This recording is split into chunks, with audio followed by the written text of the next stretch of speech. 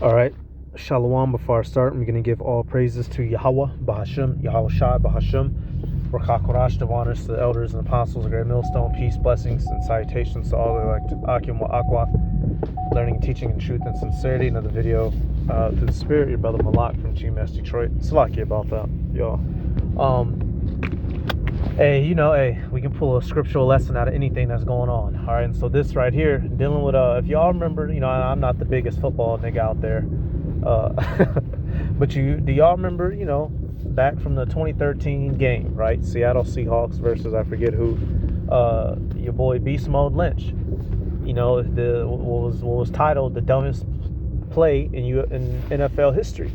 All right, it's just highlighting the fact and the point of the video that this is not our rest. This place is not designed for the Israelites to shine.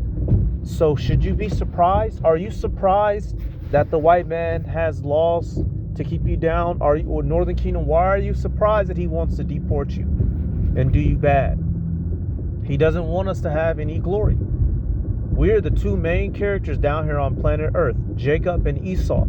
It's us versus them, and it's them versus us. And really, it's the elect versus the 2/3 and versus the fucking heathen.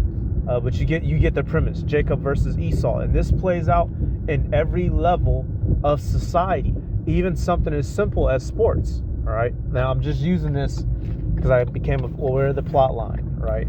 You had the 2013 Super Bowl back with Marshawn Lynch. Right. And the Super Bowl is hot topic right now. Right. 1 inch.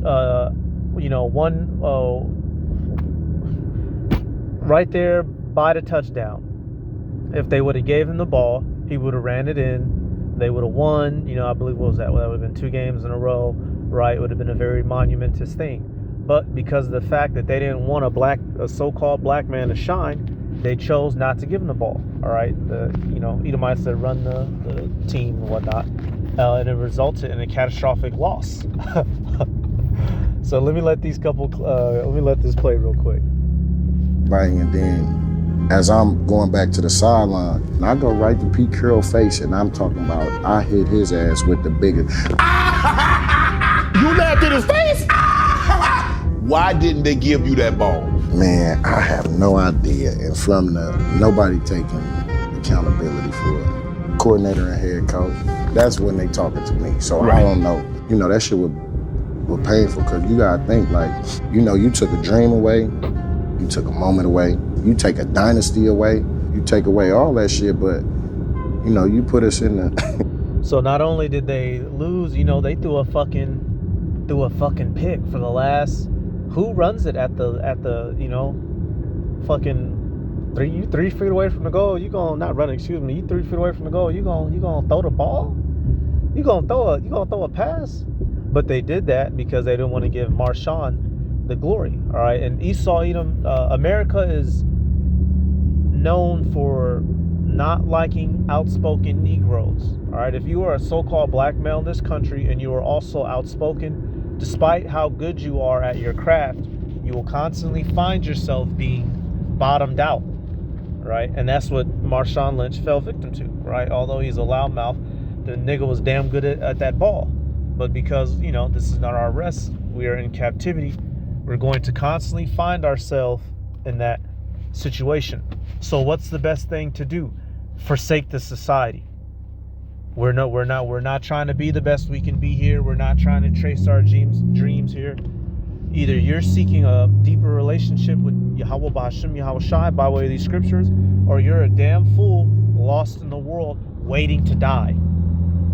All right, now let me get this real quick out of Chronicles, right? Because Judah is the top dog, right, amongst the 12 tribes. And it simply is what it is.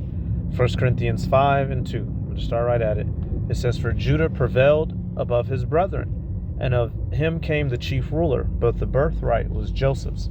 All right, so although Judah is not the firstborn of the tribes, he's the mightiest. All right, and Judites tend to have, you look at notable Judites in the world, just, dealing in the sports league. Michael Jordan, right? As far as we know, I'll throw in Michael Jackson, right? And Judah, with all their skill and their talent, they tend to always be outspoken. And when you look in this society, y'all, that hasn't done them any benefits. Ain't done any outspoken Negro who is capable of something great. They always have a tragic storyline behind them, right? Is that not how the plot always goes? Let's say, for instance, so-called Malcolm X. Now, I don't know 100% sure if he was a Judite or Levi or Benjamin, but an outspoken Negro, right? Had the ability to sway the opinions of the people, the minds of the people. What happened to him? He found himself deceased. Why is that? Esau doesn't like having opposition in any level, not even something as simple as sports. So with that in mind, why are you niggas still trying to excel in his world, in his kingdom? Hey, taking it back to Exodus, what did Pharaoh want to do, y'all? And we know that America is Egypt revived. All right, so you see the same spirit in America. The fact that the leaders of this world love to oppress, all right, the tribes, and especially the dark-skinned tribes, that Negro male, because if you can keep the leader down, you can keep all of them down. All right, Exodus 1 and 8. It says, now there arose up a new king over Egypt, which knew not Joseph. And he said unto his people, behold, the people of the children of Israel are more and mightier than we. Come on, let us deal wisely with them, lest they multiply, and it come to pass that when there falleth out any war, they join also unto our enemies and fight against us, and so get them up out of the land. Right? So this is the same thing today, y'all. Esau's never going to allow us to rise to our full potential here. That's why he makes sure the food is based down, right, or polluted, right? Your education is dumbed down. Excuse me, right? Fashion trends, your media, the shit you listen to, it's to keep you from your better, higher Israelite nature, being closer to the power. All the heathen know this. All of them are aware of this. Even something as simple down to some damn football, they not gonna give you that ball to your glory. Right here, a little bit from the interview he had with I can't call no grown man Shay, man. That's crazy. Oh shit. You got 1 yard. We got the man that we got beast mode. We got 225, 35 pounds sledgehammer. Was handing. And we got a timeout. So if we don't get it, Was handing. if we don't get it on this first, second down, we gonna get it on third, we gonna get it on fourth. We gonna get this ball in there. But B's gotta touch it. B's gotta have it. Was handing. So Shay is, if you don't know the background, he's playing it up, right? Like, we got 1 yard left, literally 3 feet. We got 4 attempts at this. Why not send in the best man, who is, Marshawn Lynch? I'm pretty sure y'all have seen his highlights. I don't know if I can play him. I'll probably take the video. But it's not all, it's not. I'm just using him as an example. Would not the smartest thing be to send in the best man? He called him a 230-pound sledgehammer. All we got to do is get that nigga to go 3 feet. All right? And did they do it? No. All right, this also reminds me of Jack Johnson. I might have to pull up some of that history. If y'all remember, they fucking cut the footage of his fight live, right? When he put down old boy. Might have to play some of that. Man, the look on all my teammates' face in the huddle, it spoke volumes. And I mean, processing the shit, if Volumes, it spoke volumes. That's all right. you go back and look at the play, I actually lined, because I'm processing. I line up on the wrong side. I line up on the wrong side, man. Russell got to tell you, I'm bouncing from back and forth behind, like, oh shit. And by the time it sat in, like, motherfucker, what did you just call? You just hear all the cheering from the other sideline, like, what the fuck? So you didn't know what? You didn't know? So, him and the other teammates, they were under the impression that he was going to get the ball. But they passed it off, and you all saw from that other clip, it got intercepted. And it cost them that L, all right? as I'm going back to the sideline, you know, I go by Russ, and I just hear him like, "Oh man, like I'll get him next time." Whoa, whoa, whoa, whoa, whoa, whoa, whoa, whoa. And as I hear the shit, I usually don't take my helmet off, but I take my helmet off and I go right to Pete Carroll face, and I'm talking about I hit his ass with the biggest. You laughed in his face? What the? And at that point, shit, come up how much? Shit. I go to the locker room. And you know what's funny about that, y'all? Because in the end, that's what we're gonna do anyway, man. Even though Esau Edom, he's done all this shit to us, y'all. All these heathen, they done all these fucking things to us.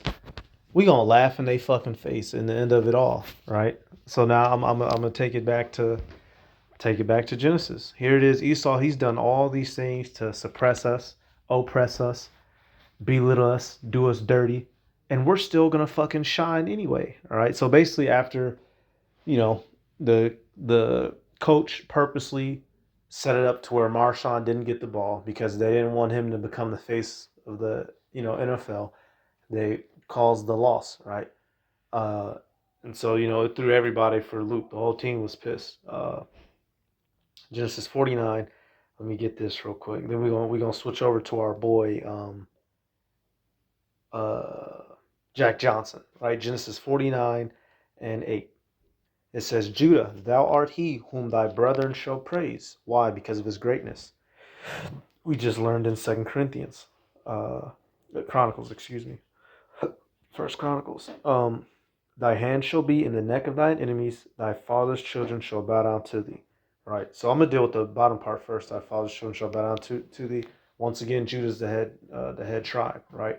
We would learn ultimately that Yahushai would come out of the tribe of Judah, whom Moses spake nothing of concerning priesthood, like it says in Hebrews 7, right? And in the middle, what? Thy hand shall be at the neck of thine enemies. So at the end, we're going to have that laugh. Like Marshawn, goofy ass, right? Esau's done all these things to us. Nevertheless, we're still going to have that laugh because the Heavenly Father's not going to leave us down here in this man's grips to continue to molest us. All right, you look up the word molest, to misuse us. It's not always dealing sexually, all right? Jack Johnson, racial barriers. To end the fight. His corner wanted to prevent Jeffries from having a knockout on his record. Heavyweight championship fight in the last 75 years. James J. Jeffries suffers the first and only defeat of his entire professional career. When interviewing Johnson, he said that he knew the fight was over by the 4th round when he landed an uppercut and saw the look in Jeffries' face. Johnson stated, I knew what that look meant. The old ship was sinking. The outcome of the fight triggered race riots. The evening of July 4th and the next day was chaos for the whole United States. Yep. Jiffy, hey, and he had all of his fights were like this. I'm gonna see if I can find the one where he was whooping the champ so bad right before he knocked him out. They cut the footage. The police hop in there. They were threatening to arrest him. Beating on a white man like that. History facts you won't learn about in schools. Jack Johnson made history in 1908 as the first black boxer to win the World Heavyweight Championship. His victory upset white boxing fans and the media, who desperately searched for a great white hope to reclaim the title.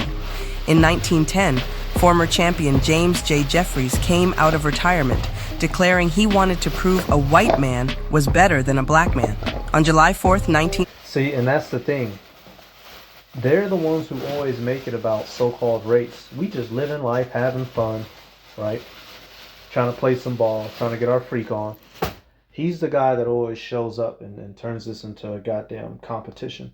But that's the spirit of Esau because he lost out on that birthright. So ever since then, he's been trying to reclaim that which he never can. It's the spiritual reason why so-called white people, all the mistreatment that they give to us today, it's deeper than skin color. It's spirit. We're the Israelites, they're the Edomites. 10, Johnson dominated Jeffries for 15 rounds until his corner surrendered. Johnson's win sparked race riots across the country, with over 20 lives lost in the aftermath. Johnson held the title until 1915, when Jess Willard defeated him in the 26th round of a grueling 45-round fight. Though the belt changed hands, That's fucking hardcore. 26, 45 total rounds. Took it to 26. They don't build them like that no more, y'all. Johnson's legacy as a trailblazing champion who fought. All right, and if you know him, another thing, he used to be dealing with white women, and they really didn't like that. That's where you get the, what is that law? If you basically have a woman in travel with the intentions of sex, that can be considered trafficking. So basically, y'all, come to find out, I'm just going over some history. If you didn't know, going out on a date with the intention to have sex, y'all, if you pick a girl up, you take her to the movies, you go back to her house or yours and have sex, that can technically, in the law, can be called sex trafficking. And they came up with that law, the Mann Act, so they could, try to arrest him, right? Because he was getting down on them bunnies. On this day in boxing, we're going to be discussing one of the most patriotic and controversial fights ever. Jack Johnson versus James Jeffries. In the 1900s, there was racial tensions in the United States. In 1910, African American lynchings were common. 67 of them were reported in that year alone. These racial tensions would grow once Jack Johnson became heavyweight champion in 1908 by defeating Tommy Burns. This is the best punch of the fight thus far. James Jeffries decided to come out of retirement at the Yep, so here, let me do this real quick. Back when white people lynched Negroes, Jack Johnson was a black man. Back when white people lynched Negroes on weekends. Jack Johnson will go down in history as one of the maddest Negroes of all time after this. Ladies and gentlemen, I have been requested by... So I'm going to say this real quick. This is back when boxing technique is not as, advanced as it is now. So some of the movements that he makes may look a little bit amateur to us today. But if this man were to punch you today, your skull might quite literally split the fuck open. They're on a whole level back then. Remember, that second edge is 5. We've grown weaker each generation, right? This man's uncoordinated hook would have collapsed your eye sockets. So don't be talking no smack. To tell just how I knocked out so many of my opponents. Jack Johnson just walked in the room and I said, "You can just have my wife. You've earned it." Damn. So then, hey, he was feared and respected. That's a hell of a statement. I wouldn't say no crazy cuck shit like that, but that's a hell of a statement. That's the type of fear that, Jack Johnson put on folk when he stepped in the room. So how do you think he was treated like that? It's like, how do you think he was treated because of that? The Devils gave him hell whenever and however they could, y'all. And this is the common theme of the interaction between Israel and Edom especially, and just moreover the heathen. We are great. They ain't. They hate. So they make us suffer. That's the reoccurring story dealing with these folk. All right. So here, let me slack it, y'all. With that in mind, that's why we're not trying to be the best we can be here. Fuck this place. The system is set against you. Matter of fact, let me get this out of. I like going to this one in Judith, right? And when they saw Judith, what did the men reason among themselves, the heathen men? Let me think for a second. Where's that? Judith 8. Let me see.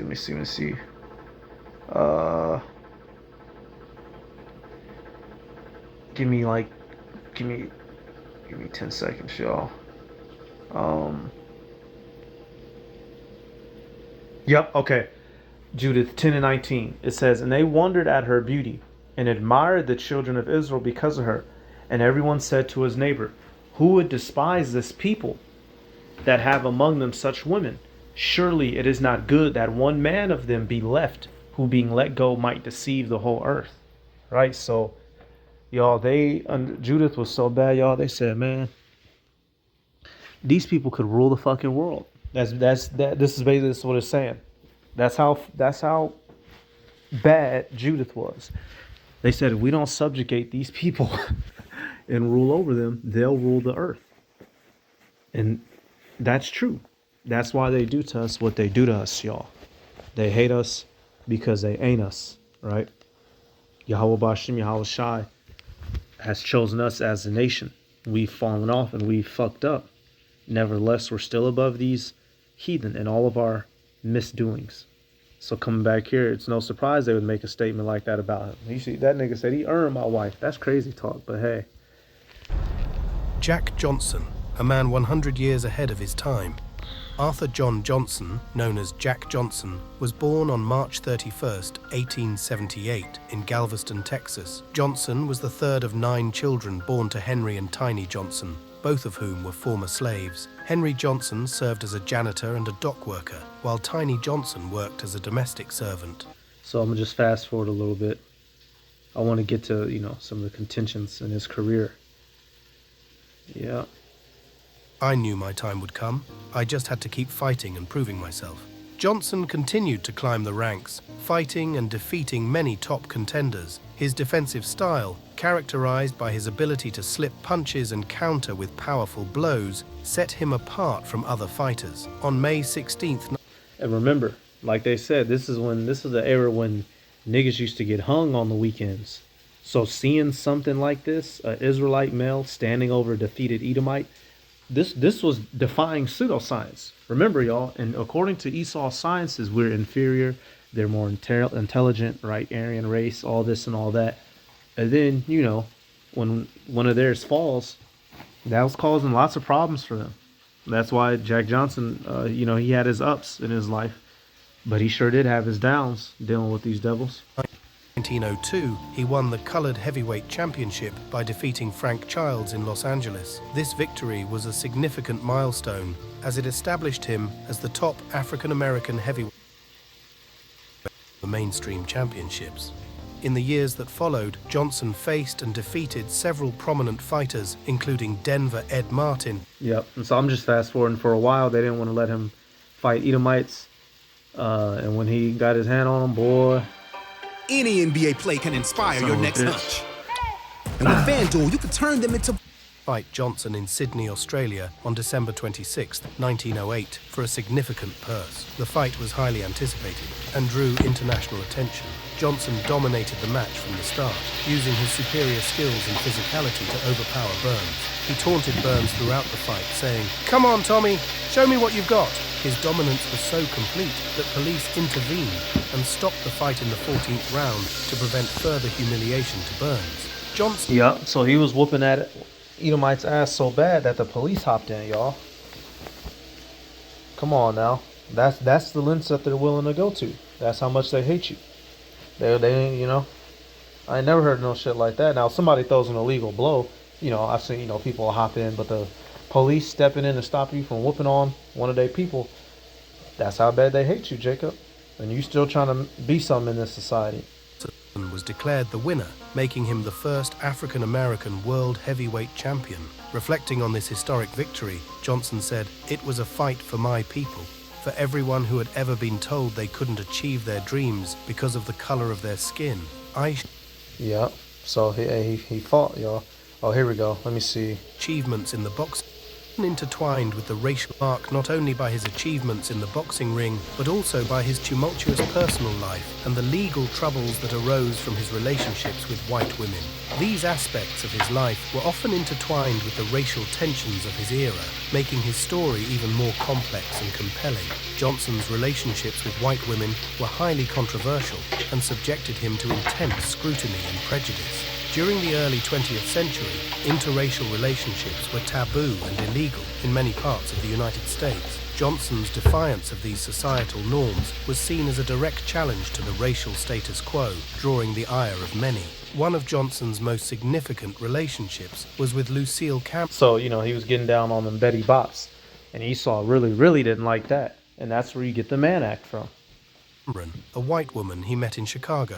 Their relationship became a focal point for authorities who were eager to bring Johnson down. In 1912, Johnson was arrested under the Mann Act, which made it illegal to transport women across state lines for immoral purposes. The case was highly publicized. Yep, they created a whole law to take him down, immoral purposes, meaning, copulation, right? If you're not married to him, you can't take him across state lines. The little bullshit things that they do to oppress your monkey Negro ass. So like I said earlier, hey, meeting up with a chick, to do the deed, technically at any point in time, if Esau wanted to, he could put everybody in jail. So I just wanted to show that, that's the history between us and them. We're great, right? Not because of ourselves, the spirit and power of Yahweh B'Shem Yahushai, right? We're great. We're capable of doing certain things, right? And Esau hates on us because of that. And so what does he do? He oppresses you. Every step you take, every chance that you get. So with that in mind, y'all, what should we do? Let's go to Matthew. So that's how I'm going to wrap it all up. We started with Marshawn. We made it to Jack Johnson.